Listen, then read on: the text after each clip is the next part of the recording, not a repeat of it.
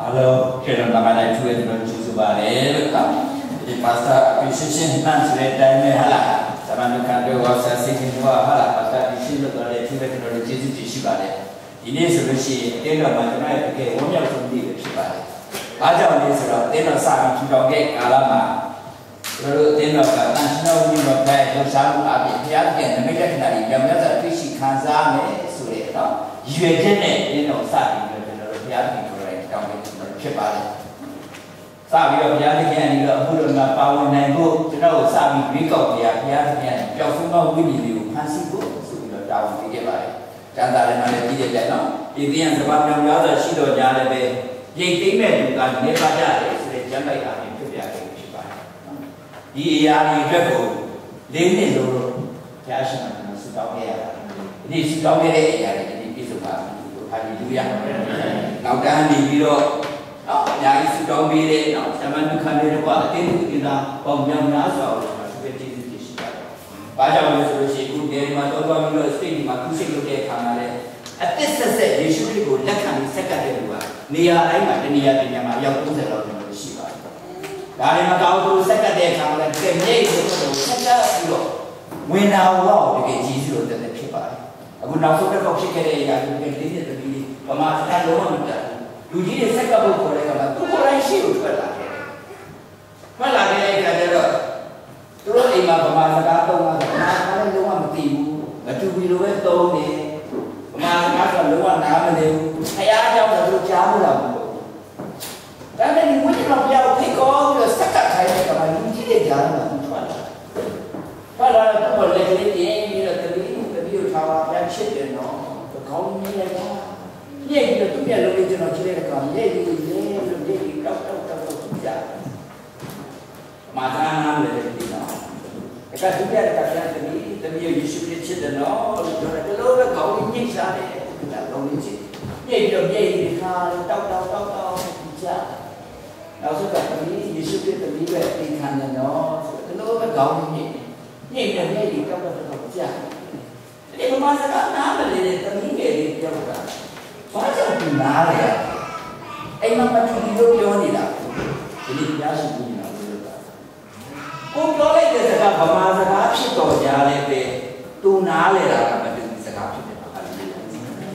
နဲ့ပဲပြီးတဲ့အခါကျတော့သူ့မိတယ်တမီးရဲ့နေပါလို့ငိုလာတယ်ဆိုတော့ပြီးတဲ့အခါမေးတဲ့ယေရှုခရစ်သူ့အတွက်သိတာတော့ပြည့်ကြတယ်ဘာမှအဲ့ဒီကျွန်တော်ချက်မှာလောကတိုင်းနဲ့ရှိတာမဟုတ်ဘူးနော်ခရီးကြောင့်လို့ကြားမှာမဟုတ်ဘူးဒါပေမဲ့ဝိညာဉ်တော်ဘုရားထုတ်သွားတဲ့အခါမှာယေရှုခရစ်သူ့အတွက်အသေးခံလာလားဆိုတော့ကောင်းနားလေပေါ့ဒါလည်းဒီမှာရှိနေဒီမှာအရောက်စတဲ့ယေရှုတည်ရှိတယ်နော်ဘာကြောင့်လဲဆိုတော့တကယ်အသက်ဆက်ဆက်ယေရှုခရစ်ကိုလက်ခံပြီးတော့ထာဝရတဲ့စိတ်ချမှုရပြီးတော့နော်ဒီနေရာနဲ့ဒီနေရာတွေမှာရောက်30ကျော်ဆက်ကပ်ကြတယ်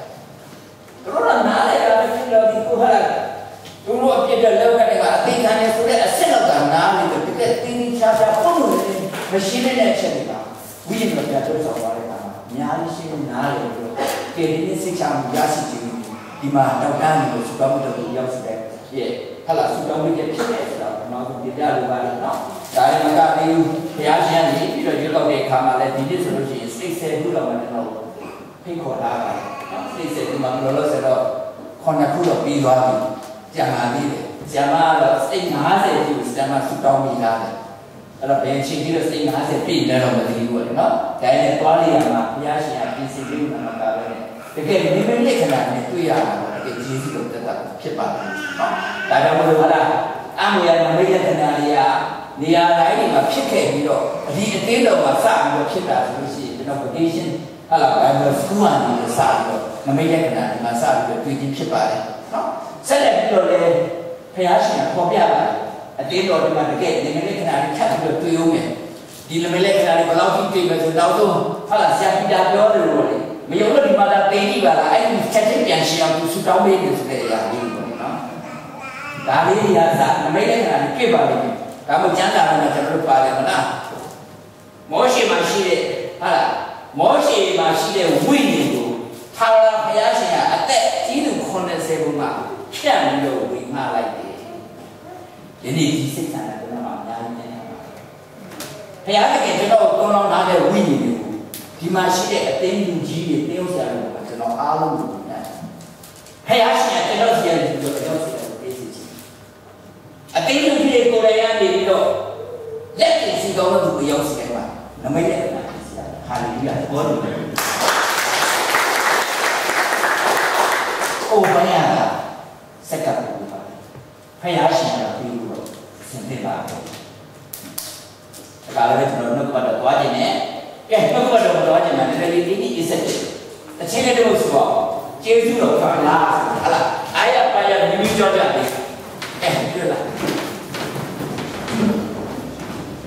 ဒီနေ့ရွေးချယ်ရတဲ့ကျမ်းပိုက်လေးပါဒါတွေကတော့ဘုရားရှင်ပေါ်ပြတဲ့အရာကိုပြုပြီးမှဖြစ်ပါတယ်ကောရိန္သုဩဝါဒစာပထမစာအခန်းကြီး1ပိုင်းနဲ့ဆက်ရှိဖြစ်ပါတယ်နော် First Corinthians chapter 1 verse 18ဖြစ်ပါတယ်ဆုံးရှုံးခြင်းတို့ရောက်သောသူတို့၌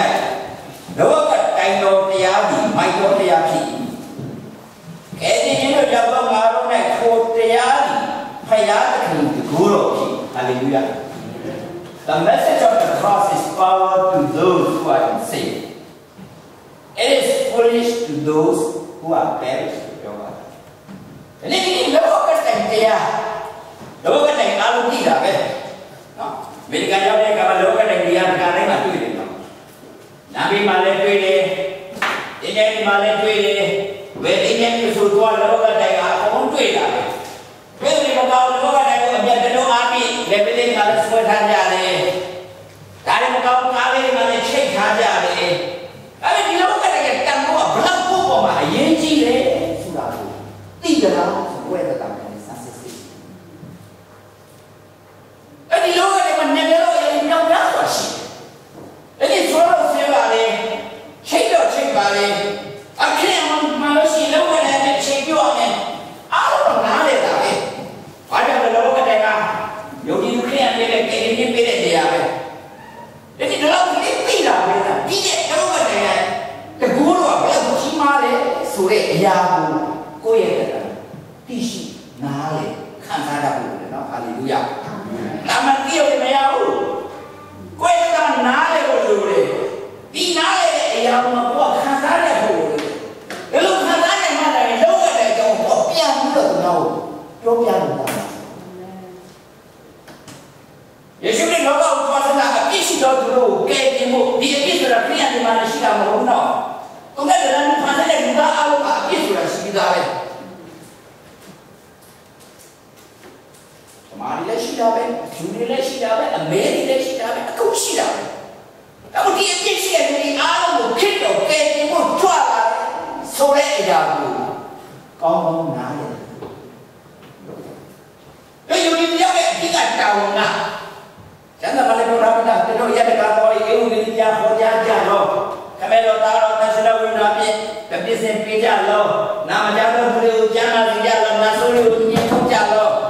ဝေဆိုးတွေကိုခိုင်ထားကြလောအစိတ်တော်ရှိတဲ့ကြောင့်အားမယ်ဆိုလို့ရှိရင်အစိတ်တော်ကလုံးဝကင်းနေရမယ်တဲ့နမိတ်လက္ခဏာတကူကိုဘုရားကပေးထားလို့ရှိတယ်နော်ဟာလေလုယာအဲ့ဒီလူကြီးတွေတခုလည်းပြောတဲ့အခါမှာဘုရားကဝိညာဉ်တော်တကူမပါလို့ရှိရင်ကောင်းပြီလေဟာတာလေးတော့ပြောင်းလိုက်တာပဲယေရှုပဲတော့မှာအဲ့ဒီနှုတ်ကပတ်တော်နဲ့နဲ့တော့အရာကိုနှလုံးသားလေးကိုအရင်တုံ့ပို့ပြီးတော့ဝိညာဉ်တော်ဘိတ်နဲ့တောင်းလောင်းတဲ့အခါမှာအမောချင်းပြောင်းနေသွားတယ်ဟာလေလုယာဒါကြောင့်မို့နည်းနည်းလောကတဲ့ကောင်းနားလေးမချမ်းသာတဲ့ပြောတာလောကတဲ့ကကဲအင်းကြီးရောက်တော့သူတွေအတွက်တကယ်ကြီးမားသောသဘောဖြစ်တယ်အဲ့ဒီဒီဘို့တို့ခံစားနိုင်ပြီလားအဲ့ဒီဒီဘို့တို့မြင်ရပြီလားစဉ်းစားကြည့်အဲ့ဒါမှလည်းတွေ့ပြီလားနော်မျက်စိမမြင်တဲ့လူကိုခရစ်တော်ကနေပြီးတော့လူဘုံလေးရနေထုတ်ရုပ်ကိုထုတ်ပြီးတော့လက်တွေဆူတောင်းပေးတယ်ဆူတောင်းတဲ့ရေနဲ့ချွန်းထွေးလိုက်သေးတယ်လက်တွေဆူတောင်းပေးတဲ့အခါမှာမိဘမြင်တယ်ဆိုတော့လူရတက်ပြင်ကဲလို့ရေးရေးသွားနေတာမြင်တယ်ဒီနေ့ယုံကြည်သူတွေရောခရစ်တော်ရဲ့ကယ်တင်ခြင်းခရစ်တော်လောကထဲမှာပြစ္ဆခဲ့တဲ့အရာလောကထဲကဘလောက်ကြီးမားတဲ့မြင့်မြတ်တဲ့တကိုးတော်ရေးရေးလေးနဲ့မြင်သလားပြန်စမ်းဒုတိယနေ့ပြန်လည်းပြီးတော့ခရစ်တော်ကနေလက်ကျင်တဲ့အခါကျတော့ ကိုယ့်ကိုယ်ကိုမြင်သွားတယ်တခါလေးစဉ်းစားနေယေရှုခရစ်လာလာဆူတောင်းနိုင်တယ်ဆိုလာတယ်လာလာမင်းကဆူတောင်းမချူးဆိုရင်တော့ငါမဟုတ်တော့သိကြတယ်ဒါနဲ့ခရစ်တော်မဟုတ်ဘူးနော်ဆူတောင်းနိုင်တယ်လာလာတယ်လို့ချူးဆိုတဲ့ရင်းနဲ့ကောက်ထွေးလိုက်တာဒီတရေဆိုတာကဘုရားရဲ့နှုတ်ကထွက်လာတဲ့အရာနှုတ်ကပတ်တော်စကားနော်နှုတ်ကပတ်တော်အပြင်မြင်အောင်ပြတယ်မြင်အောင်ပြရတဲ့မှာဝိညာဉ်တော်ဗိတ်နဲ့အနွမ်းကြီးလုပ်လိုက်တဲ့အခါမှာကိုယ့်ကိုယ်ကိုမြင်သွားတယ်ဟာလေလုယာဒါကြောင့်ဒီမှာရှိတဲ့ယေရုမနာများအနေနဲ့လောကတဲ့ဘလောက်ယုံကြည်သူတွေအတွက်အရေးပါတယ်ဘလောက်တဘုံကြီးမားတယ်အနှစ်သာရရှိတဲ့ဆိုတဲ့အရာကိုပြန်လည်ပြီးတော့တမန်တော်ပေါလုဖြစ်တဲ့အဖြစ်ကပြန်ပြီးစဉ်းစားကြည့်ကြအောင်တမန်တော်ဝတ္ထုခန်းကြီးကိုဒါတော့အားလုံးသိတာဖြစ်ပါတယ်ရှောလုကတဲ့တကယ်တရားဤတပိတော်တို့တစ်ဖက်၌ချင်းချောက်၏အသင်သက်ချင်းကပြင်းစွာတက်ပြင်းရှူရဲ့ကျမ်းစာပြောတယ်နော်အခုနေတော့ရှူချက်ဖြစ်နေတာဘာလို့လဲဆိုစိတ်ကုန်နေတာယုံကြည်သူခရစ်ယာန်တွေဖမ်းမယ်နော်ဖမ်းပြီးတော့အသင်သက်ဖို့တော်လို့ဒါကိုရှူချက်အားလုံးပြီးပါတယ်စိတ်ကုန်လာရင်ဘယ်လိုဖြစ်လာလဲနော်လေပြကြီးတွေကြီးလာတယ်သပိတ်တွေထောင်းလာတယ်မျက်နှာကြီးနီရဲလာတယ်ရှူချက်ကိုဖြစ်လာတာခရစ်ယာန်တွေဖမ်းဖို့ထိုဘာသာဝင်တို့ကြောင့်မိမတို့ကိုတွေ့ရင်ချီနှောင်ရဲ့ဂျေရုဆလင်မြို့သို့ပို့ဆောင်ရမည်ကြောင်းဓမ္မသက်မြို့၌ရှိသောတရားစီရင်မှုထံသို့အမှားသာကိုပေးပါဦးယေဘရဟိမင်းထံ၌ဝေရီတောင်းမှဖမ်းကြတယ်ဒါကြောင့်ယေဘရဟိကလည်းခွင့်ပေးပါသူတို့ကိုဖမ်းဖို့လိုက်ဆံလေဖမ်းမယ်ချီနှောင်မယ်မတော်ဘောလို့မပြောင်းလဲခင်ကာလတွားရင်ဓမ္မသက်မြို့ဒီလိုရောက်တော့ကောင်းကင်တဲကအလေးကြီးသူ့ပတ်လည်၌ရုပ်ခနဲ့ထုံးတောင်းနေဟာလေလုယာဓမ္မစကပ်ရောက်ကောင်းကင်ကနေပြီးတော့အလဲနဲ့သူ့ပတ်လည်၌ရုပ်ခနဲ့ပေါ်ထုံးလာတယ်ဒါကဘုရားကပုံရ glorification of Christ ခရစ်တော်ရဲ့ဘုန်းတော်ကြီးကသူ့ရဲ့ပတ်သက်မှာရောက်လာတဲ့အခါမှာသူကဘုရားရဲ့ glorification နဲ့မှရောက်တယ်။တရားနဲ့ပြောရရင်ဝိညာဉ်တော်ရဲ့ဝိညာဉ်သားတဲ့အထက်မှာသူကရောက်နေတာဖြစ်တယ်။မယုံကြည်သူဘောလို့ဝိညာဉ်တော်နဲ့ရောက်နေတဲ့အခါမှာဖြစ်တဲ့ဖြစ်တယ်ဒါမှကျမ်းစာလေးကျွန်တော်တို့ပြောတဲ့ National အခန်းကြီး16ပိုင်းနဲ့ရှင်းမှာပြောတယ်ဥပ္ပဇ္ဇာဆရာကြွလာလို့ရှိရင်လောကီသားတွေအပြည့်အကြောင်းပေါ်ပြမယ်အပြည့်စီပြီးကိုလည်းပြတယ်မယုံကြည်တဲ့လောကသားတွေကဥပ္ပဇ္ဇာဆရာပြီးတော့ဝိညာဉ်တော်ထဲမှာရောက်လာတဲ့အခါမှာသူတို့ကိုယ်လည်းနားလေပါမယ်ငါတို့မှာဝေးရတာရှိတယ်ရှိတာဒီအပြည့်ကြောင့်တည်ပြီးတဲ့အခါမှာဘုရားရှင်ရဲ့တရားစီကိုခံရပါမယ်ဆိုတဲ့အရာသူတို့ကောင်းနားတယ်အခုလည်းဘုရားရှင်ရဲ့ glorification ဝိညာဉ်တော်ရဲ့စက်ကွင်းထဲမှာရောက်လာတဲ့အခါမှာရှောလုကြီးမြေပေါ်မှာလဲနေစဉ်ရှောလုအပေကြောင့်ငါ့ကိုမြင်စေတယ်မိမိအားပြောသောစကားသာကြားတယ်ဒီမှာကရှောလုတယောက်တည်းလဲလို့ပြောတယ်နော်ဓမ္မတော်ဝတ္ထုအခန်းကြီး26မှာပြန်ဖတ်ကြည့်လိုက်ရှင်ရှောလုတွေမကဘူးသူနဲ့ပါလာတဲ့လူအားလုံးလဲတယ်ဆိုတဲ့ရောက်အဲ့မှာကျွန်တော်ပြန်တွေ့ရတယ်နော်ဒီဓမ္မတော်ဝတ္ထုအခန်းကြီး26အပိုင်14မှာကျွန်တော်ပြန်တွေ့ရတယ်အကျွန်ုပ်နဲ့ထိုသူအပေါင်းတို့သည်မြေပေါ်မှာလဲနေကြပြီးရှောလုငါ့ကိုအပေကြောင့်ညှင်းဆဲသည်ဒုက္ခကိုခြေနှင့်ကြောက်ပြီးခက်လာပြီးခေမဲပါတာအပြင်တော်တော်စကားတန်ကိုအကျွန်ုပ်ကြားတယ်ဘုရားရဲ့ခေါ်တော်စကနေမှာရှောလုနဲ့အပေါင်းပါတွေရောက်နေတဲ့အချိန်တန်ဆရာဝိညာဉ်တော်ဘုရားရဲ့ဝိညာဉ်မှုအောက်မှာရောက်နေတဲ့အချိန်မှာအကုန်လုံးလဲသွားတယ်ရှောလုနဲ့မကောက်ဘူးသူနဲ့ပါလာတဲ့လူအားလုံးလဲတယ်အတန်ဟောကြားလိုက်တာရှောလုအဘယ်ကြောင့်ငါ့ကိုညှင်းဆဲတဲ့လူမိမိအားပြောသောစကားတန်ကိုကြားတယ်တခင်ကိုရောဒီအဘယ်သူနည်းကိုမေးလျှောက်၏ဖယားတခင်ကလည်းငါကတင်ညှင်းဆဲသောယေရှုပေတည်းဝိညာဉ်တော်ရဲ့ဝိညာဉ်နဲ့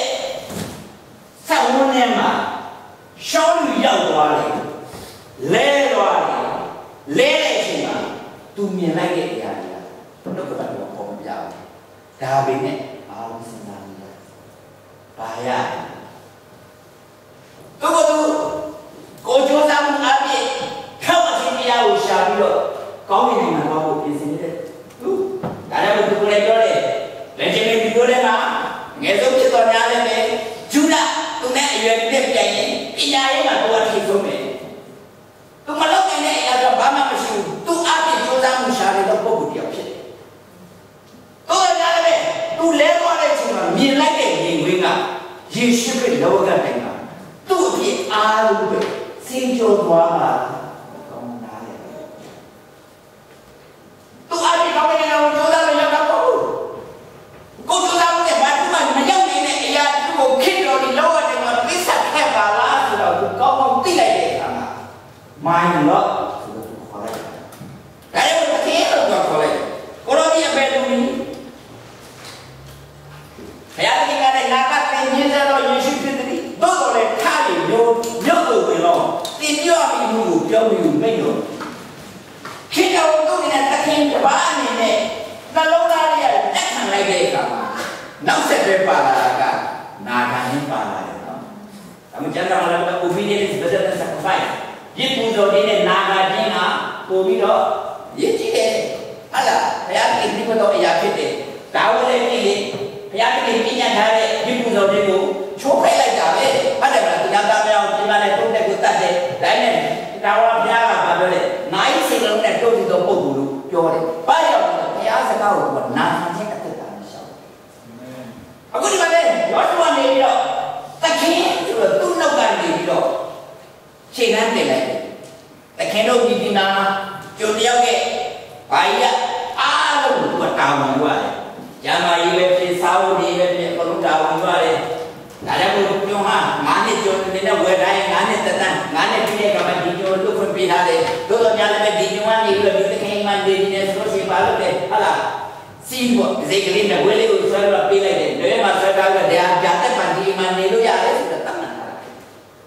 ကြောင့်ဆောလို့ကနေပြီးတော့ယေရှုကိုသခင်လို့သူကတတ်မှတ်လိုက်တယ်သူ့ရဲ့အသက်တာခက်တော်ဘူးဆောင်ခက်တော်ရဲ့ပြင်ဆင်ပေးတဲ့အရာအစကအရာမှာသူကလိုက်နာခံခြင်းဆိုတဲ့တတ်တာလေရှောလို့ရဲ့ဒီကွာလို့သူဒီအတန်ကိုကြားလို့ရပါရှိအဘယ်သူမှမမြင်တဲ့မိတ်မောတူလည်းရမ်းကြားကြားလာပဲကြားလိုက်ပြီဒါနဲ့မမြင်ဘူးနော်ဒီမှာရှိနေမှာလဲအခုနောက်ကတော့ပြောလိုက်အားလုံးကြားတာပဲဒါပေမဲ့နောက်ကတော့မြင်အောင်ကြည့်နေကြတာကျန်စဉ်းစားစဉ်ဒီကိုရဲ့နှလုံးသားကိုဖွင့်မဲ့တော့နောက်ကတော့ဘယ်လိုမှမမြင်နိုင်ဘူးနော်ကိုယ့်ရဲ့နှလုံးသားကိုဖွင့်ပြီးတော့ဝိညာဉ်တော်ရဲ့လမ်းပြမှုအောင်နဲ့ဝင်မှတာလေကြားတဲ့အရာပေါ်မှာကောင်းကောင်းမြင်ပြီးတော့ဒီအရာမှာကိုယ့်ရဲ့တက်တာရှောင်းနေတာပါဟာလေလုယာဒါကြောင့်လို့ကြားတော့ကြားတယ်တစ်ခါကပြန်ထွက်သွားတယ်ဖြစ်စီကြားတဲ့အရာကိုယ့်ရဲ့နှလုံးသားထဲမှာတကယ်အုံးရဆွဲဒီရှိအဲ့လိုဒီတိုင်းလို့ကလည်းဝိညာဉ်တော်ဘုရားကိုလမ်းဖွင့်ပေးဖို့လိုတယ်ကိုနားမလည်နိုင်တဲ့အရာတွေတော့တော့ရှိတယ်ဝိညာဉ်တော်ဘုရားရဲ့သုဆောင်တွေကျွန်တော်လည်းလုံးဝနားမလည်ဘူးပြောရလို့ရှိရင်တကယ်ဝိညာဉ်တော်ဘုရားရဲ့ပတ်သက်လို့တကယ်ဆယ်ပုံတစ်ပုံတော့နားလည်သေးတာမဟုတ်ဘူးတော့ဒါပေမဲ့ဒီအရာတွေကိုများများလေးတော့ဝိညာဉ်တော်လက်ခံကြည့်ပါဝိညာဉ်တော်ရဲ့နာမည်တော်အရာကောင်းကောင်းသိလာတယ်ဒီဘုရားရှင်ကသူ့သားသမီးကိုဒီမှာပို့လာတာကြီးမားသောရည်ရွယ်ချက်ရှိတယ်အချမ်းကြီးရှိတယ်ဘုရားသခင်ကောင်းကြီးပြတဲ့နိုင်ငံကိုရောက်လို့ကောင်းကြီးခံစားရတာမဟုတ်ဘူးကောင်းကြီးရှင်တို့နှလုံးသားထဲမှာရှိလို့ကောင်းကြီးခံစားရတာဒီကောင်းကြီးရှင်ရဲ့စကားကိုသူကနားထောင်ပြီးပြနားထောင်ပြီးတော့နော်ကောင်းကြီးရှင်ခိုင်းတဲ့အရာကိုမြင်မကြလို့ဆိုဘုရားသခင်ချပ်ပြီးတော့ချီးတောင်းတာပုံမှန်နော်ချီးတောင်းတာကိုအလူရဒါမှကျမ်းစာမှာလည်းပြတယ်ကပိဋကပထမဩဝါဒဆောင်ခန်းကြီး9ပိုက်6မှာပြောထားပြီးကာလချင်းတဲ့ထာဝရဘုရားဒီစေတကိုချီးတောင်းတော်မူပြီးတော့တကူကြီးတော်ဘုရားသခင်လက်အောက်နဲ့ကိုယ့်ကိုယ်နှိမ့်ချကြတယ်ပြောတာလားနော်ကာလချင်းတဲ့ဘုရားသခင်ချီးတောင်းတယ်ဒီလိုချီးတောင်းခြင်းခံနိုင်တော့ကိုယ့်ကိုနှိမ့်ချနိုင်လို့ပြောတယ်နာခံပြီးလို့ submission လို့ surrender လို့ persistent လို့ commitment အတူတူရုံနဲ့ချိန်လာမှတော့ကိုရိုနာခါနာမယ်ဆိုတဲ့ဘိုင်းမဟုတ်ဘူးနော်စင်စစ်မပြတ် continuously persistent လို့ commitment သစ္စာနာကြောက်တတ်ဖို့ငါဘုရားကိုတကယ်သက်သာပြီးစက်ကပ်ပါမယ်လောက်ဆောင်မယ်ဆိုတဲ့ဘက်ဒါလို့ဒီမှာလည်းအတန်တော့ကြားရတယ်ဒါပေမဲ့မမြင်ဘူးနော်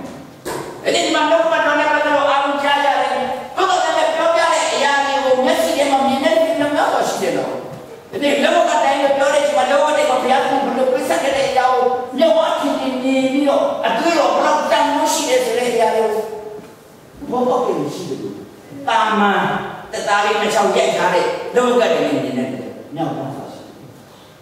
။ဘာကြောင့်ကျမ်းစာလည်းပြောတာလေခေါ်တယ်ဒီတရားဝါဒဆောင်ခန်းလေးပိုက်တယ်လေးမှာပြောထားတယ်ဒီလောကရဲ့ခရာလောကဘုရားကစာလာလို့ပြောတာအေဝံဂေလိသမာတရားကိုမကြားရအောင်အမြဲတမ်းလှည့်ပတ်နေတယ်။ဒါကြောင့်မို့လေဟာလာတော်မြတ်ယူဒီကအေဝံဂေလိတရားကိုဖတ်ချင်ကြတာလေ။ဒါမှကျမ်းစာကပဲဘယ်ချိန်မှဖြစ်တယ်ဆိုတော့အလှပြဟာလာ decoration ပုတ်ဖြစ်နေတာ။ဒီနေ့ဒီကျမ်းစာကိုကကိုယ့်ရဲ့ခငယ်ကနာရှိအသုံးပြုဖို့ဘုရားရဲ့နှုတ်ကပေနာဖြစ်တဲ့ဂတိတော်ဖြစ်တဲ့ကျမ်းစာကိုညံ့ညံ့တိုင်ကိုယ့်ရဲ့ကိုယ်ကအောင်မြင်ခြင်းများရှိတယ်နော်ဟာလေလုယာ။ရှောလူဒီလည်းမြေမထားပြီးမျက်စိကိုဖွင့်တော်လဲအဘယ်သူမှမမြင်နိုင်ဖြစ်သူကြီးလက်ကိုဆက်လက်ဓမ္မတက်လို့ပို့ဆောင်ကြ၏သုံးရက်ပတ်လုံးမျက်စိမမြင်မစားမတော့ပဲနေရှောလူလဲသွားတယ်ပြန်ထလာတယ်ဒါပေမဲ့သူမျက်စိလုံးဝမမြင်ဘယ်နဲ့ရဲ့လဲဆိုတော့သုံးရက်ဒီသုံးရက်အတွင်းမှာဘုရားသခင်ကသူ့ရဲ့ဘုရားသခင်မနှဲ့လို့တဲ့အရာကိုပုံမရဆွဲအောင်မယ်ခေယယုံကြည်သူတွေကိုဟန်စီမယ်တပ်ပြတ်မယ်ထောက်ထဲချမယ်ဒီမကောင်းတဲ့စိတ်ဓာတ်တွေအကျင့်ပါလာတဲ့အရာတွေဒီအရာတွေအားလုံးကိုဘုရားသခင်ကနေတော့အရေးကိုခွာချဖို့အတွက်ကိုသုံးရလုံးကိုလက်စီမရအောင်နောက်ဆုံးအနာနိစ်ကိုရောက်သွားတယ်နော်အနာနိကိုရောက်သွားတဲ့ကမနောက်ဆုံးကျမ်းပိုက်ကြီးကဆက်ခွန်မှာပါပြအနာနိလည်းသွားရင်အင်းတို့ရောက်ရင်ရှောလူပေါ်နဲ့မိမိတက်ကိုတင်ညီရှောလူတင်လာတော့လာနဲ့သိအားချရှားလို့တော့ခင်ယေရှုဒီသိမျက်စိမြင်မြန်စေခြင်းကသိကိုတန်ရှင်းသောဝိညာဉ်တော်နဲ့ပြည့်စုံခြင်းကလည်းပေါ့ငါ့ကိုစေခန့်တော်မူသည်လို့ဆိုအနာနိလည်းတရားတကယ်ကြီးပေါ့ပြတဲ့ကတော့ဒီတော့လည်းဆွေးပါလေကိုတော့ကျော်လူဆိုတာတကယ်ယုံကြည်လို့လိုက်ဖန်ဆင်းတတ်တဲ့နေတယ်သူ့ကျွန်တော်ပေါ်ပြီးတော့တက်ဆူတော်ရမယ်ဆိုဖြစ်ပါကလားဒါနဲ့အာနာလိကဘုရားစကားကိုနားထောင်ဘာကြောင့်ပေါ်ပိုင်းတော့ပြောလာပြီတခင်ဘုရားကလည်းထိုသူကတပါးမျိုးလို့နေရှင်မြင်ထားလို့တော့ဣတိယအမျိုးလို့ရှိရဘူးတော့ငါဣနာမကိုပို့ဆောင်စီခြင်းကငါရွေးကောက်တော့တန်တာဖြစ်တယ်ဟာလေလုယာထိုကနာနဲ့ရှောလူမျက်စိမှာငါးကြီးကွာကြတဲ့သူတွေမျက်စိမြင်မြန်တဲ့ဖြင့်ထားပြီးဗေဒဇုံခံပြီးအစာအာဟာရကိုသုံးဆောင်ပြီးအားဖြည့်ပြီးအနာနိယနေပြီးတော့ရှောလူပေါ်မှာလက်တင်လိုက်တယ်ဝိညာဉ်တော်ပြအနာနိယနေပြီးတော့ရှောလူစီကိုဆင်းသွားတယ်ရှောလူရဲ့ခန္ဓာကိုယ်တစ်ခုလုံးမှာတန်ရှင်းဝိညာဉ်တော်ပြကပြည့်သွားတယ်ဝိညာဉ်တော်ပြပြည့်သွားတဲ့အခါမှာရှောလူရဲ့အသက်တာထဲမှာခေရတဲ့မုန်းတဲ့စိတ်တွေအားလုံးပါတော့မုန်းတဲ့စိတ်တွေပါတော့ပြီးတော့ခေရတဲ့မှာချစ်တဲ့မြတ်တာစိတ်ဝါနာ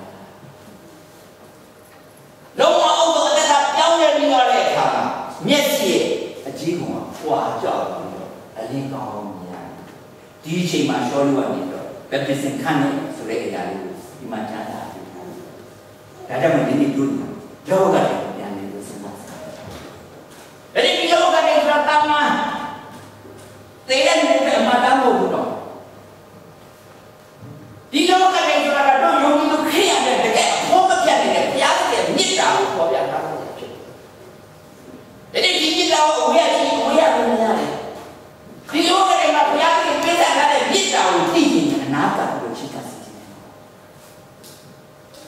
ဘလောက်မြစ်တာကြီးမားတယ်ဆိုတာပြန်စဉ်းစားကြည့်တို့ကျေးဇူးတော်ကာလမှာရောက်နေတာကတကယ်ကျေးဇူးတော်ဘလောက်ကြီးမားတာလဲ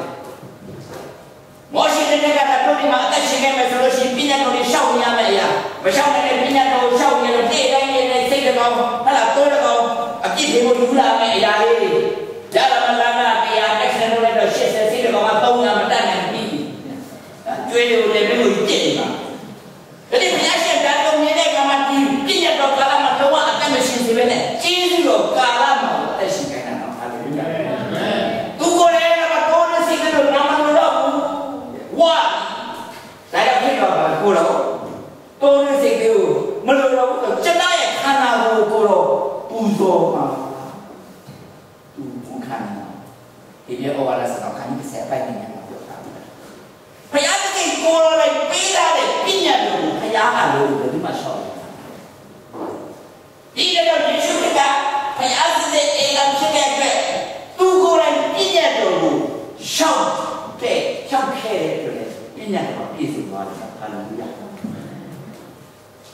ညာတော်ဆိုတဲ့အရာက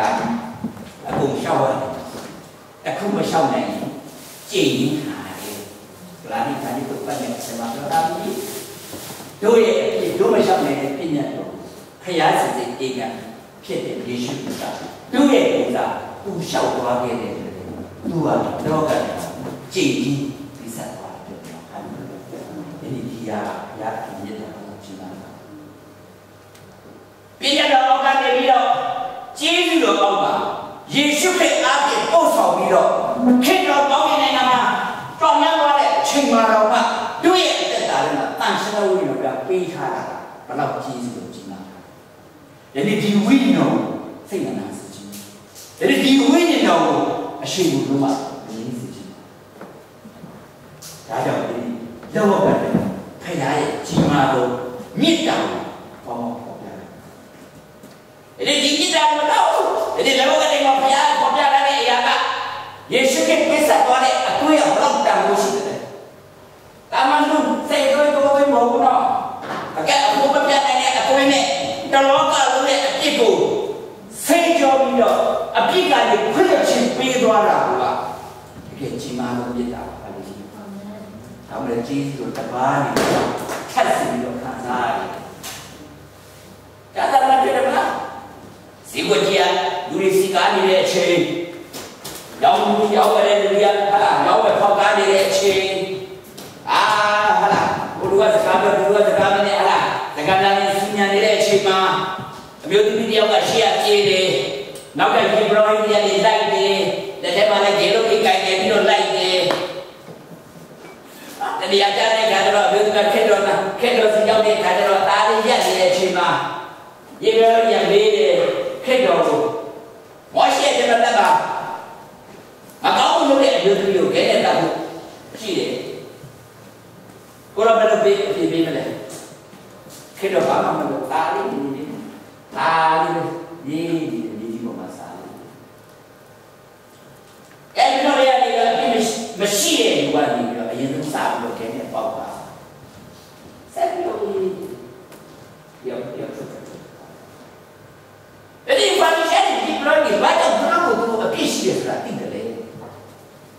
ခက်တော့ရှိတယ်မှာဝိညာဉ်တော်ရှိတယ်မှာဟာလေလုယာအဲ့ဒီတို့ထဲမှာခက်တော့ရှိတို့ထဲမှာဝိညာဉ်တော်ရှိတဲ့သဘောထားစီ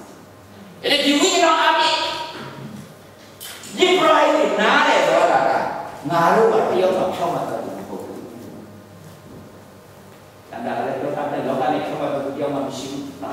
ကျောင်းမှာဟောရဆောင်ခန်းကြီးတော့ဆက်မှာတွေ့ထားပြီးသားဒါကြောင့်မလို့ငါအပြစ်မရှိတဲ့လူကအရင်ဆုံးစပြီးခဲနဲ့ပေါက်ရမယ်ဆိုတော့ငါတို့ကအပြစ်ရှိတဲ့အတွက်ငါတို့မပေါက်ဘူး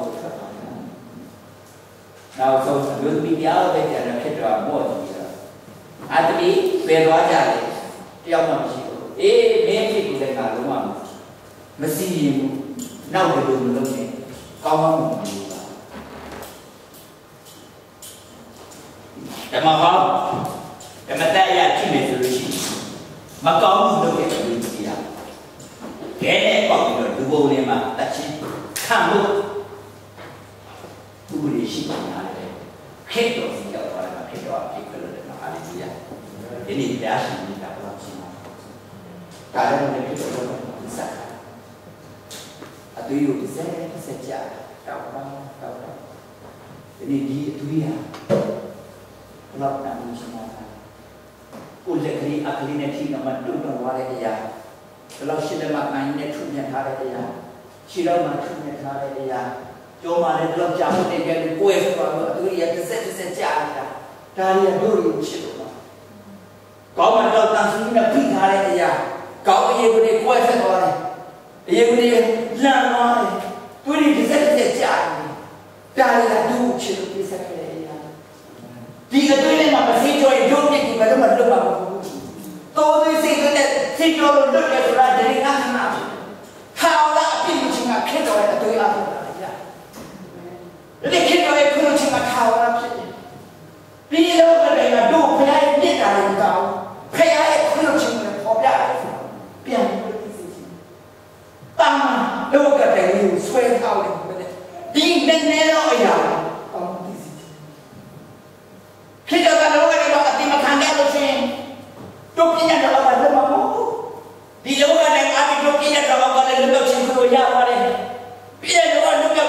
biết nhận đồ qua mà chỉ một biết nhận đồ lấy sau một đồ này để lúc lấy sau này qua đây qua cái đồ mà một cô này mà chỉ cần tăng nhiều nó phía này rồi làm gì con này qua đây cả mà cô bưng lên là con ná rồi cô bưng lúc ná đây cả mà phía này cái mình đây là vật trong mà thế thì gì là bao nhiêu đồ chỉ mà sao đấy đó một cái là đi cái những chuyện bây giờ sang năm mà đồ này ba đồ này ông bây giờ cái gì gì cả thì phía cái này chỉ rồi chỉ mà àတို့အမိမနဲ့မှရှိတဲ့ဘုရားရှင်ခြေစည်းအားဖြင့်ဒီသားသမီးတယောက်ဆိုရင်ယေရှုခရစ်သူအားဖြင့်ဝေပြီးတော့ထာဝရတဲ့ပေးရှိစွာနေတာဘုရားရှင်ကြံစည်ခဲ့တယ်ဒီခြေစည်းကိုဘလောက်ကြီးမားလဲဒီခြေစည်းအားဖြင့်ပညာတော်အောက်ကလည်းလွတ်မြောက်ခဲ့မှာမကဘူးနော်ဒီခြေစည်းအားဖြင့်နော်အပြည့်ကခွင့်လို့ရှိမလဲပြပါဖြစ်တယ်ရခဲ့တယ်ဒါလည်းမကောင်းဘူးဒီလိုဘလောက်ကြီးမားလဲဆိုတဲ့အရာကသိရင်လောကထဲမှာတို့နှစ်စဉ်သက်မှာအမြဲတမ်းချင်းကပ်လောကထဲကတို့ပဲခလုတ်ချင်းနဲ့မကဘဲနဲ့တို့ဘဝအသက်တာပြောင်းလဲမှုပါလေလောကထဲမှာတို့ဆုံးပါညီကိုမောင်နှမများရဲ့အသက်တာလောကထဲနဲ့ဝေးနေတဲ့ညကာလပတ်လုံးဘယ်တော့မှပြောင်းလဲခြင်းရှိမှာလောကထဲချင်းကိုများများတိုးဝင်လေလောကထဲနဲ့ပုံပုံနီးစပ်လေဖရာရဲ့မေတ္တာနဲ့ဖရာရဲ့ခွင့်လွှတ်ခြင်းကိုကောင်းကောင်းခံစားခေတ္တကိုတဲ့လောကထဲမှာသင်တဲ့ပြီးသလို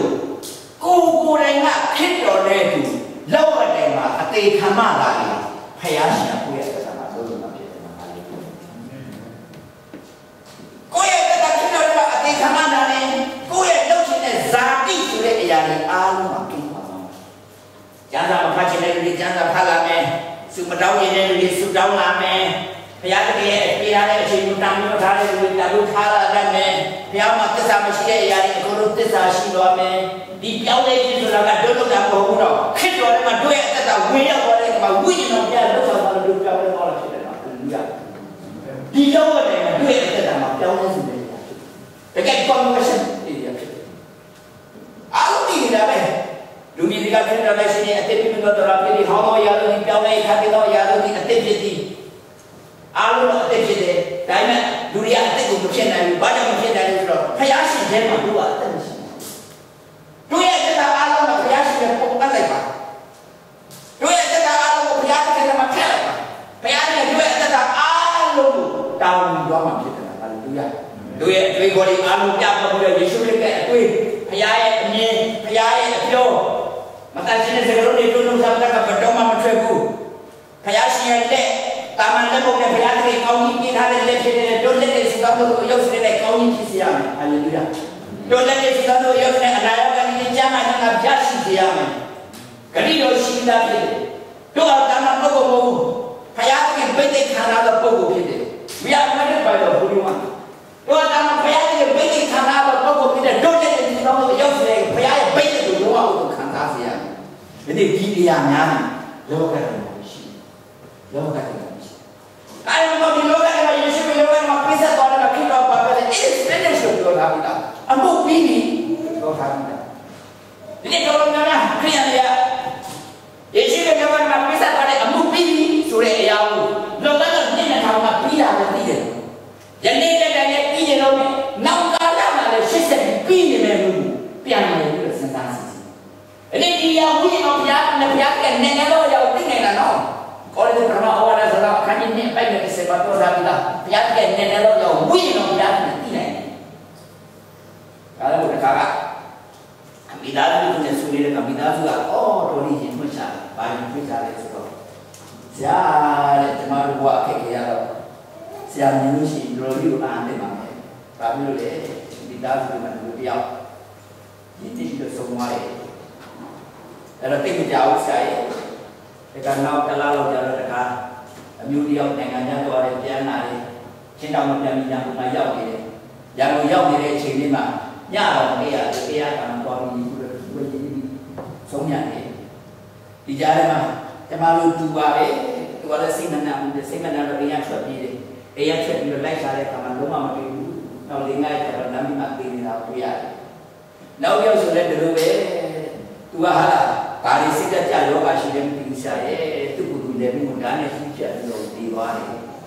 ဒီအမိလာရကျမတို့ဒါမှတော်လေးမရောက်ဘူးဒီခေတ်လောကတဲ့ဒီအမိလာရအားလုံးကြည်ရင်အမိလာလွတ်မြောက်ဆိုတာဟာလေလုယာဒီနေ့ပြရတယ်ဒီအမိလာဆိုတဲ့အရာကစာရနဲ့လွတ်မြောက်ဒီစာရဲကိုယေရှုခရစ်ရဲ့မှာအောင်မြင်ခြင်းအမှုပြီးသွားပြီဖြစ်တယ်နော်ဒီအမိနကလာလွတ်မြောက်တဲ့အောင်မြင်ခြင်းကိုကျွေးကြည့်ဒီစာရနဲ့တွေ့တဲ့တော့ဖျားအောင်နေတယ်ဒီကြောင့်နေရပြီးတော့ဘုရားမှာပတ်ထားတယ်ငါလည်းရှိတော့ဒီလောကမှာရှိတော့တဲ့တာဝန်ချင်းရတယ်ဘုရားတကယ်သားပြီးတော့မှာအပဲဒီလောကကိုအောင်မြင်နိုင်တယ်အဲ့ဒီကြီးအမိလာဆိုတာကလောက်တယ်ဘုရားဒီဆိုယေရှုခရစ်အောင်မြင်ခြင်းကိုပြီးသွားပြီအာကိုမျိုးရဲ့ပြန်စားပြလို့ကိုပြန်စားပြရမယ်ဒါရည်လောကနဲ့ပြီးဆုံးသွားအာကိုမျိုးရဲ့တမန်တော်ကရှိလို့ဘယ်လိုမှပြရမယ်စီကြိုရှိလို့စီကြိုပြရမယ်တွေးလို့ရှိလို့တွေးလို့ပြရမယ်ဆိုတဲ့အရာတွေကတကယ်ယုံကြည်စိတ်ကဒီယုံကြည်တဲ့ကလောကနဲ့ဖြစ်တော့အောင်မြင်ခြင်းအမေရသွားတယ်ဆိုတဲ့အရာတွေလောကနဲ့ဘူးတော့ပါဒီချိန်ကြီးအမေလာကိုယေရှုခရစ်ကိုရလောကနဲ့ပေးဆက်သွားတယ်မှာဒီလောကတိုင်ကတို့တွေကျမ်းမာခြင်းပြီးလို့ရတယ်နော်ဟာလေလုယာယေရှုခရစ်ရဲ့ဘက်ခါတော့ဒါချက်အဖြစ်ပြောက်နေလို့ပြောထားတာကိုယ်ကောင်းမအောင်မကောင်းဘူးလားဘုရားမကောင်းတဲ့သူလာတော့မပြောပါဘူးသူလာတော့မပြောပါလားနော်အရာနဲ့ဝေးကွာနေတဲ့အရာလေးတွေရှိသလားခေတ္တမှာသုတ္တရဘုရားလိုက်တဲ့အခါထွက်လာတဲ့သူရဲ့ဒီအရာလေးအားလုံးကျမ်းမာပြီးတယ်နော်ဟာလေလုယာကိုယ်လည်းကနေပြီးတော့ပေးကလို့ရရကိုလူလာနေသလားခေတ္တလောကတဲ့ခါတဲ့တန်တဲ့ကဒီကရရလို့လည်းဖြစ်စေတယ်တော့ပေးကလို့လည်းဖြစ်စေတာဟာလေလုယာကိုယ်နှလုံးသားရဲ့ခန္ဓာမှာကြောနေသလားနှလုံးသားတန်ကဖတ်တာလည်းတွေ့ရအသားမလို့လည်းပြည့်စုံသွားခြေတော်ကရတဲ့တန်တဲ့ကခရားအတွက်သာဖြစ်စေမယ်တော့မောတယ်ဖြစ်စေဘူးဒီတရားရှိကြီးမားလို့တကူတော်ကလောက်ရတယ်ပြစ္ဆာကျမ်းမာကြော်လို့ပြစ္ဆာပါဒီလောကမှာပိဿတဲ့အရာတို့ပိဿမှုဖြစ်တယ်ခေတ္တကတို့တဲ့လောကတွေကပိဿသွားရင်တို့လည်းပြန်ပိဿမှုဒီလိုတာကိုဘုရားတာဆိုတာကိုဘယ်ဘုံဘုံဆိုတာကိုဘယ်အမှုမှာပါလို့ကိုဘယ်ခိုင်းတဲ့အရာကိုတင်နေလိုက်တာဆိုလို့ဖြစ်တယ်ဒါကြောင့် sacrifice ဆိုတဲ့ပိဿခြင်းကလိုတယ်ဒီလိုပိဿမှုဆိုတာခန္ဓာကိုယ်အမြင်ပိဿပါပဲဝေကြီးအမြင်ပိဿမယ်အချိန်အမြင်တို့ပိဿမယ်ဘုရားကပစ္စရှိတော့ပစ္စတဲ့အရာပေါ်ဘုရားကကောင်းကြီးပြုတော်ဘုရားရှိတယ်ဘုရားပေါ်မှာပစ္စရှိတာဘုရားပြန်ဂရိတော်တော်ဘုရားတယ်နော်ဒါပြန်ဒီနောက်ကလာဘယ်တော့မှမပြောင်းလဲဆိုတဲ့ဘုရားနော်ဘုရားရဲ့မြတ်တာဘလောက်ကြီးမားလဲဆိုရင်ပြည့်ကြည့်နော်တေရှာ50လေးဆယ်မှာလည်းပြောထားတဲ့ကြောင့်ဒီကြောင့်ဒီလိုငါမြတ်တာဆိုတော့မှမတွေ့ဘူးဒီတဲ့ဘုံဘယ်လိုရှာအပိုင်နဲ့16ပါလဲအပိုင်နဲ့15ပါလဲပြန်ကြည့်တို့တကယ်မိကြီးကလုံးမတိုက်ဘူးနော်မိကြည့်ပြီးနဲ့ငါဘာတမမမေ့ဘူးဒါကြောင့်မလို့ဒီ16မှာပါပြောထားတယ်မင်းတို့ရဲ့နာမည်ကိုငါလက်ဝါးမှာထူထားပြီးဟာလေလုယာဒီနေ့ညာလောကမှာဘုရားရဲ့မြတ်ဘုရားရဲ့မြတ်ကအသွဲတော်ရဲ့ပြုလို့ချင်းလောကရဲ့လွတ်မြောက်ခြင်းတွေအားလုံးဘုရားကယေရှုခရစ်အားဖြင့်ပြုပြီးဆက်တာဘုရားဒီအရာတွေတို့လုပ်ဖို့ပါဘုရားကိုချီးမွမ်းဖို့ဘုရားကိုချီးမွမ်းဖို့လို့တဲ့ဓမ္မတော်တို့ခန်းကြီးတော့မှလည်းတွေ့တယ်ကပိမှန်ရှိမှတင်ဖြတ်နေတဲ့သူလိုချင်တာငွေရတဲ့ဗျာငွေရတဲ့ဗျာသူကတောင်းတယ်ပေရှုနဲ့ရောကဘာပဲလဲငါမှပေးစရာတိတ်ကိုပေးစရာရွှေငွေရတဲ့ဗျာမရှိဘူးနာတဲ့လူသားယေရှုနာမ၌ခါတော့ပေရှုနဲ့ရောဟန်ကလက်ကလေးပေးလိုက်တယ်ခြေလက်မတန်တဲ့သူကတက်ကင်လိုက်တယ်ပေရှုနဲ့ယောဟန်စီကဝိညာဉ်တော်ဘုရားဝိညာဉ်တော်တန်ရှင်တော်ဝိညာဉ်တော်သူ့ရဲ့အသက်တာကိုစီစဉ်သွားတယ်စီစဉ်သွားတဲ့မှာခြေလက်မတန်တဲ့သူကဝိညာဉ်တော်အားဖြင့်ခြေဒီအားရဆွမ်းအားရလာတယ်ခြေတော်ကလေးမလာတယ်ကြွလာတယ်နောက်ဆုံးကျမ်းစာမှာပါပြတာပိမှန်တယ်ချီးမွမ်းမှုဖြစ်ပါတယ်ဟာလေလုယာဘုရားမြတ်တာဘယ်လောက်ချီးမွမ်းပါလဲဒါတော့ဘုရားနေတဲ့တော်တဲ့ကတော့ဒီလိုပဲမိတ်ဆွေပြောပါနေဆရာတဲ့ကျွန်တော်သူကြောက်ပြီးပါဘာလို့လဲကျွန်တော်ဘုရားကိုအားရပါတယ်လို့ချီးမွမ်းနေအားရပါတယ်ကျွန်တော် ချင်းမန်းဒါပေမဲ့အခုကျွန်တော်တစ်ဖက်ကမမြောက်နိုင်ကြရတယ်ဒါပေမဲ့ကျွန်တော်စိတ်ကမကြပါဘူးကျွန်တော်လက်တစ်ဖက်နဲ့ဘုရားကိုချင်းမန်းတယ်အခုကျွန်တော်မှလက်တစ်ဖက်ပြန်ပြီးဒီလက်တစ်ဖက်နဲ့ကျွန်တော်အားရဘုရားကိုချင်းမန်းတယ်နောက်ဆုံးဆရာရဲ့ဒီလက်တစ်ဖက်မမြောက်ဘူးချင်းမန်းတော့ကျွန်တော်မှချီရောက်ရှိတာစီကျွန်တော်ခုံပေါက်တော့ဘုရားချင်းကျွန်တော်ချင်းမန်းတယ်ကျွန်တော်ကိုယ်ကိုယ်တော့ဘုရားတကယ်ချင်းမန်းလိုက်တော့ဘုရားဖြစ်တာသူလောကလေးမှာကျွန်တော်တို့ပြဿနာခဲ့ရဘယ်လောက်ကြီးမားလဲဒီကြီးရတယ်ကျွန်တော်ချင်းမန်းနေတယ်နောက်ဆုံးချီတော့ပါကျွန်တော်အနေနဲ့မလုံနိုင်ဘူးလေကျွန်တော်မှပါစက်စံပါစက်နဲ့ချင်းမန်းဟာလေဒီနေ့ဒီမှာရှိတဲ့တာဝန်ရောက်စမယ်တူတူဒီတို့လက်ရှိဘုရားကိုချီးမွမ်းတို့နှုတ်ရှာပါစက်ရှိဘုရားကိုချီးမွမ်းတယ်လောကတိုင်မှာဖခင်ရဲ့မေတ္တာဂရုဏာခွင့်လွှတ်ခြင်းအားလုံးတို့နှလုံးသားမှာခံစားမိဒီနေ့ဒီပြောင်းမချီးမွမ်းဘူးဒီနေ့ဒီပြောင်းကိုနေ့စဉ်ဆက်တာနိုင်မြအမြဲတမ်းချီးမွမ်းခြင်းစိတ်ဆန္ဒဖြစ်တာဒါကြောင့်ကိုယ့်ရဲ့တက်တာလောကတိုင်ကိုယ်တွေကယ်ပြီးပြီလောကတိုင်ဘုရားရဲ့မေတ္တာကိုကောင်းပြီးလောကတိုင်ဘုရားရဲ့ခွင့်လွှတ်ခြင်းခံစားမှုကောင်းတယ်ဒီလောကတိုင်ကိုယ့်ရဲ့တက်တာပြောင်းလို့မရဘူးဒီလောကတိုင်ကိုယ့်ရဲ့ကျမ်းမာခြင်းပေးလို့မရဘူးဒီလောကတိုင်ကိုဘုရားရဲ့စက္ကန့်နဲ့ရဒီလောကတိုင်ဘုရားရဲ့ဉာဏ်ရှိမှန်းတယ်ဒီလောကတိုင်ဘလောက်ငကိုးပါတယ်လောကတိုင်ဘလောက်တို့မှာဘုရားရဲ့ကြီးပြီးတော့မြင့်မားတယ်ဆိုတဲ့အရာဒီဝိညာဉ်တော်ဘုရားကိုခံစားကြည့်ကြတာအဲ့ဒီဝိညာဉ်တော်ဘုရားရဲ့လည်းတော့ရောက်ပုံမသိရှိနားတယ်လို့ရှိတို့ရဲ့တက်တာလောကတိုင်အားဖြင့်ဒီကောင်းတဲ့လူဒါနဲ့ဒီမှာရှိတဲ့ဒီကမန္တနာအနေနဲ့တော့တာမန်လောကတိုင်ကိုတန်ဖိုးမထားဘူးလောကတိုင်ကိုတော့ဘယ်လောက်ကြီးမားပါလဲဆိုတဲ့အရာကိုနောက်ကဘက်တော့အပြင်စင်ကြင်နာမကပဲနဲ့ဝိညာဉ်တော်ဘုရားရဲ့ပိတ်သိမ့်မင်္ဂလာအဖြစ်ဘုရားရဲ့ပုံတော်ထင်ရှားပါစေလို့ဆိုရင်လည်းရောက်စီတဲ့ဘုရားက